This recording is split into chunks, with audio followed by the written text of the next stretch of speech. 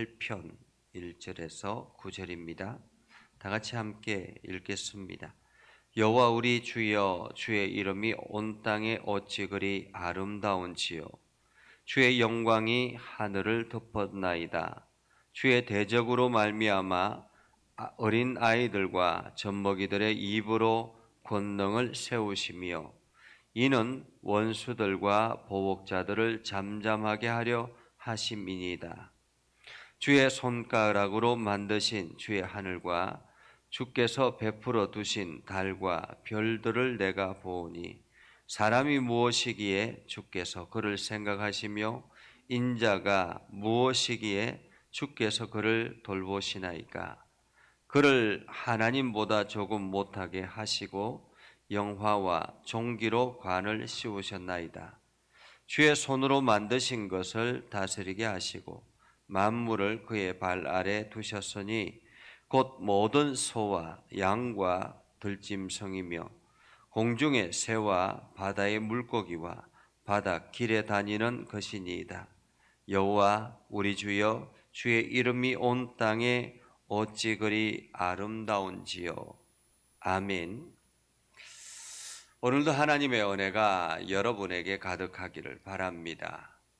여러분들이 오늘도 주의 능력을 통해서 하나님의 영광을 드러내는 아름다운 삶을 살아갈 수 있기를 주님의 이름으로 축복합니다. 지금은 4차 산업혁명 시대라고 하죠. 우리가 인간이 손으로 모든 것들을 행하던 그러한 때에서 산업혁명이 일어남으로 인해서 기계가 이 땅에 들어오기 시작했습니다. 기계의 발달로 인해서 사람들이 많이 편리해지게 됐죠. 그러나 또한 기계의 발달로 인해서 수많은 사건, 사고가 이 사람들 주변에 늘 있습니다. 이제는 4차 산업혁명으로 인해서 인공지능의 발달이 일어나게 됐고 AI라든지 로봇이라든지 이러한 것들이 등장하게 됐습니다. 이제는 인간의 대체로 이 로봇이 등장하게 되었고 사람 없이도 이제는 가게도 꾸려 나갈 수도 있고 커피숍도 운영할 수도 있고 다양한 이제는 먹거리 음식점도 이 로봇이 만들어내는 자판기들이 생겨나기 시작했습니다. 그리고는 온라인상에서는 가상인간이 등장하게 됐고 그 가상인간이 가수로 활동하기도 하고 유튜브로 활동하기도 합니다. 이렇게 엄청난 기술의 변화로 인해서 사람들은 점점 살아갈 자리를 잃어버리게 되고 어쩌면은 앞으로 우리 미래 세대들은 직장 없이 살아가야 되는 그러한 사람들이 태반이라고 말할 수 있습니다. 이러한 엄청난 변화 속에서 하나님의 은혜를 경험하고 하나님의 역사하심을 경험하는 것 결코 참으로 쉽지 않다라는 생각을 해봅니다. 그러나 제가 저희 이제 노예 목사님들 몇 분과 가끔씩 관악산에 새벽 기도를 마치고 난 다음에 등반을 해보면 하나님께서 만들어 주신 이 세계가 얼마나 아름다운가 하는 것을 느끼게 됩니다. 하늘을 바라보면 그 하늘의 아름다움과 그리고 숲을 바라보고 세상을 바라보면 하나님의 그 창조하신 오묘한 아름다움이 얼마나 크고 귀한지 또한 모르게 되죠. 어제 새벽 기도를 마치고 난 다음에 잠깐 테니스를 쳤는데 이제 믿지 않는 분들과 함께 운동을 하는데 어떤 분이 인체의 신비에 대해서 이야기를 하더라고요. 그러니까 사람의 이 인체가 얼마나 신비로운지 그냥 한 곳이 아픈데도 불구하고 그곳에 연관돼서 여기저기 다 아프기 시작하고 또한 발이나 무릎이 아픈데 나중에 허리를 치료하고 보니까 오히려 그 다른 것들이 다 아픈 것이 사라져 버리는 뭐 이러한 신비로운 일들을 경험하게 됐다라고 이야기를 합니다. 이 모든 것이 하나님의 창조의 신비가 아닐까라는 생각을 하죠. 오늘 시편 8편은 아름다운 시 중에 하나입니다. 늘 다윗이 보면 쫓기고 도망다니고 뭐 이러한 가운데서 하나님 억울합니다, 하나님 너무 힘이 듭니다, 이렇게 기도했었는데 오늘 시편은 너무 평화롭습니다. 너무 아름답죠. 1절을 보면 이렇게 말합니다. 여호와 우리 주여, 주의 이름이 온 땅에 어찌 그리 아름다운지요. 주의 이름이 온 땅에 어찌 그리 아름다운지요 라고 말합니다. 하나님의 이름이 온 땅에 아름답게 나타나고 있다라는 말이죠. 여기서 아름답다라는 말은 위엄이 있다, 위대하다 이런 번역으로도 가능하거든요. 주의 이름이 온 세상에 어떻게 그렇게 위엄이 있는지요 라는 말입니다. 온 세상에 어떻게 위엄이 있는지요. 이 말은 하나님의 흔적이 온 세상 가운데 있다라는 말입니다. 이 온 세상은 특별히 자연만을 말하는 것이 아니라 오늘 2절에 보면 사람과의 관계 속에서도 하나님의 위엄이 나타나고 있다라는 것입니다. 사실 우리는 창조주 하나님 하면 자연 속에 나타나는 하나님만 인식할 수 있습니다. 그러나 하나님께서는 자연을 창조하시고 그리고 사람과의 관계 속에서도 여전히 창조주 하나님의 역사가 나타난다라는 것입니다. 2절에 보면 이렇게 말하죠. 주의 대적으로 말미암아, 주의 대적으로 말미암아. 주님의 대적들이 끊임없이 우리 주변에 있는데 어린 아이들과 젖먹이들의 입으로 권능을 세우시며 라고 말하죠. 여러분, 어린 아이와 젖먹이가 어떻게 주의 대적을 이겨낼 수 있고 그 어린아이와 젖먹이가 어떻게 하나님의 권능을 세울 수 있겠습니까? 어린아이와 젖먹이는 가장 연약한 존재, 볼품없는 존재, 이러한 존재라고 말할 수 있지 않습니까? 그런데 그러한 연약한 존재들을 통해서 하나님의 위대하심이 드러나는데 그것은 바로 대적들을 꺾으시는 그 놀라운 하나님의 위대하심을 말하는 것입니다. 계속 이어서 이는 원수들과 보복자들을 잠잠하게 하려 하십니다. 어린아이와 젖먹이들의 입을 통해서 하나님의 권능을 세우시는 그 이유는 원수들과 보복자들, 그 보복자들을 잠잠하게, 감히 말할 수도 없게 한다라는 것입니다.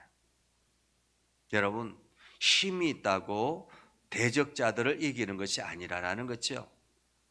우리가 가끔씩 우리의 원수들이 우리를 힘들게 하고 우리를 어렵게 만들 때도 있습니다. 그렇죠? 그럴 때가 있습니다. 그리고 그러한 원수들이 우리를 그 원수들의 모습이 너무 거대하게 보일 때가 있습니다. 그러나 그 원수들을 무찌르고 그들을 잠잠하게 하는 것은 나의 능력이 아니라 하나님께서 행하시는 일이라는 것입니다. 사실 이스라엘이 그렇지 않습니까? 저희가 이제 지금 청년 예배 때 늘 여호수아를 묵상하거든요. 청년 예배 때마다 여호수아서를 쭉 묵상해 오는데 이스라엘 백성들이 애굽 땅에서 나와서 가나안 땅에 들어가는데 가나안 땅의 그 전쟁 가운데서 이스라엘 백성들이 행하는 전쟁은 없습니다. 하나님께서 모든 것들을 이기게 하시고 하나님께 직접 전쟁을 하게 하셔서 이스라엘 백성들이 그곳에 안전하게 정착하도록 만들어 나가시는 광경을 우리는 경험하게 됐죠. 내가 세상을 이기는 것이 아니라 하나님께서 세상을 이기게 하시고 나를 그곳에 두신다라는 것입니다. 이것이 하나님께서 행하시는 위대함이라고 말할 수 있고 이것이 창조주 하나님의 행하시는 일이라는 것이죠. 계속 이어서 다윗은 고백합니다. 주의 손가락으로 만드신 주의 하늘과 주께서 베풀어 두신 달과 별들을 내가 보오니. 하나님께서 만들어 두신 하늘과 하나님께서 베풀어 두신 달과 별들을 보니 온 하늘과 온 우주를 바라보니 얼마나 아름다운지요. 그런데 그 속에 사람은 지극히 조그만 존재잖아요. 그렇죠? 우리가 세계 지도를 보면 우리나라가 얼마나 작은지를 알 수 있습니다. 세계 지도를 보면 우리나라는 정말로 조그만 나라거든요. 그런데 그 속에 나라는 존재는 과연 어떠할까라는 것입니다. 나라는 존재. 얼마나 미미하고 볼품없는 존재입니까? 그런데 하나님께서 여러분을 생각하시고 여러분들을 돌보신다라는 것입니다. 사람이 무엇이간데 주께서 그를 생각하시며 인자가 무엇이간데 주께서 그를 돌보시나이까. 사람이 무엇이기 때문에 하나님께서 그를 생각하고 인자가 무엇이기에 하나님께서 그를 돌보아 주시는가라는 것입니다.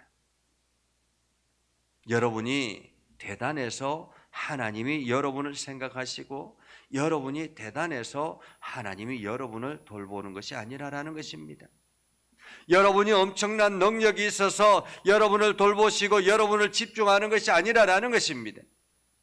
사람들은 능력이 있는 사람들, 어떤 높은 위치에 있는 사람들, 그러한 사람들에게 집중하게 되지요. 그래서 그 사람들을 통해서 무언가 혜택을 받고자 아니면 무언가 위로를 얻고자 이렇게 생각합니다.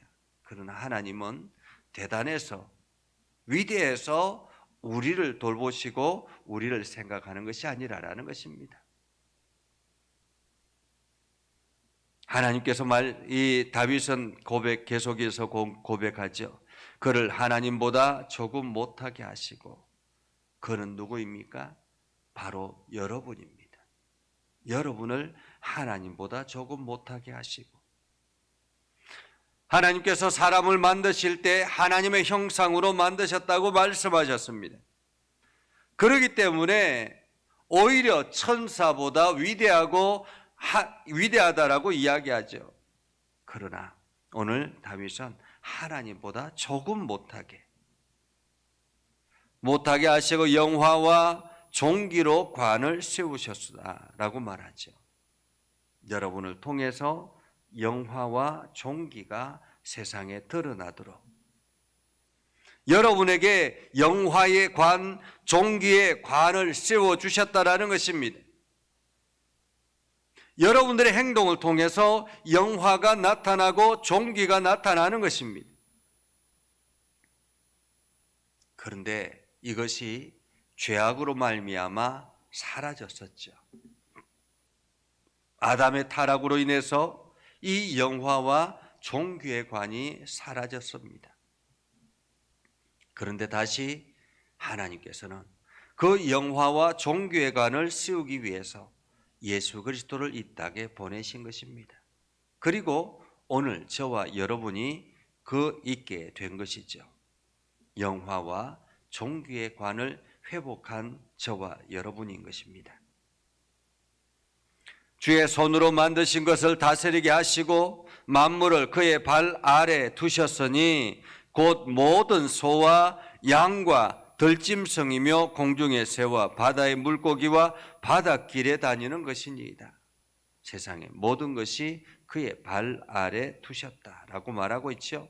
하나님께서 세상을 만드시고 아담과 하와에게 그 세상을 다스리게 하라라고 말씀하신 것처럼 온 세상을 사람들에게 다스리게 하셨다라는 거죠. 세상을 관리하게 하셨다라는 것입니다. 여호와여 우리 주여 주의 이름이 온 땅에 어찌 그리 아름다운지요. 여전히 하나님의 이름이 온 세상에 드러나 있다라는 것입니다. 오늘 여러분이 살아가는 모든 환경 가운데, 여러분들이 일하는 모든 일들 가운데, 여러분들이 경험하는 모든 사람들의 삶 관계 가운데 하나님의 이름이 나타나고 있다는 사실을 기억하시고 오늘도 여러분의 삶을 소중하게 귀하게 그렇게 사용할 수 있기를 주님의 이름으로 축복합니다. 우리 김명주 권사님, 오늘도 주님의 흰 옷자락 안에서 살아가게 하옵소서 하고 함께 동참해 주셨습니다. 기도하겠습니다. 거룩하신 아버지 하나님, 은혜를 감사합니다. 오늘도 하나님의 은혜 가운데 거하게 하시고 하나님의 사랑 안에 살아가게 해주심을 감사드립니다. 여러 가지 많은 일들 우리가 경험하며 하나님의 은혜 안에 살아가기를 소망합니다. 우리에게 행하시는 하나님의 위대한 역사가 우리를 통해서 온 세상에 드러나게 하옵소서. 거룩하신 아버지 하나님, 믿음의 성도들을 복되게 하시고 믿음의 성도들이 하나님 앞에 기도할 때마다 영화와 존귀의 관이 나타나게 하옵소서. 그래서 이 믿음의 성도들을 통해서 온 세상에 하나님의 영광이 드러나게 하옵소서. 아버지 하나님, 예전교회를 긍휼히 여겨주시고 예전교회 모든 성도들을 복되게 하시고 모든 성도들이 교회를 향해서 기도할 때마다 하나님 응답하여 주옵소서. 아버지 하나님, 이 교회를 세워나가기 위해서 귀한 임직자들을 세워주시고 하나님께서 항존직들을 이 교회에 붙여주셨습니다. 우리 장로님들과 안수 집사님들과 우리 권사님들과 모든 집사님들의 삶을 복되게 하시고 하나님께서 힘을 다해 주셔서 저들의 삶의 자리에서 하나님의 능력을 경험하고 그것이 교회에 큰 힘이 되게 하옵소서. 아버지 하나님, 육신의 연약한 이들을 위해서 기도합니다. 하나님께서 연로하신 어르신들을 붙들어 주시고 또한 육신의 연약한 이들을 어루만져 주셔서 깨끗하게 치료하여 주시옵소서. 아버지 하나님, 조경자 권사님 아들 웅이 형제와 우리 이호자 권사님 딸 신선자매를 복되게 하시고 속히 건강을 회복하게 하셔서 하나님의 이름이 온 땅에 드러나도록 하나님의 위대하심을 드러내게 하여 주옵소서. 오늘도 우리가 기도할 때마다 응답하여 주시고 우리가 만나는 사람들마다 복된 사람들을 만나게 하옵소서. 예수님의 이름으로 기도드리옵나이다. 아멘. 이제는 우리 구주 예수 그리스도의 은혜와 하나님 아버지 극진하신 사랑과 성령님의 감화 감동 역사 위로 교통하심의 은혜가 주의 말씀 안에 있는 모든 믿음의 백성들 위에 하는 모든 일들 위에 영원토록 함께 하옵시기를 간절히 축원하옵나이다. 아멘.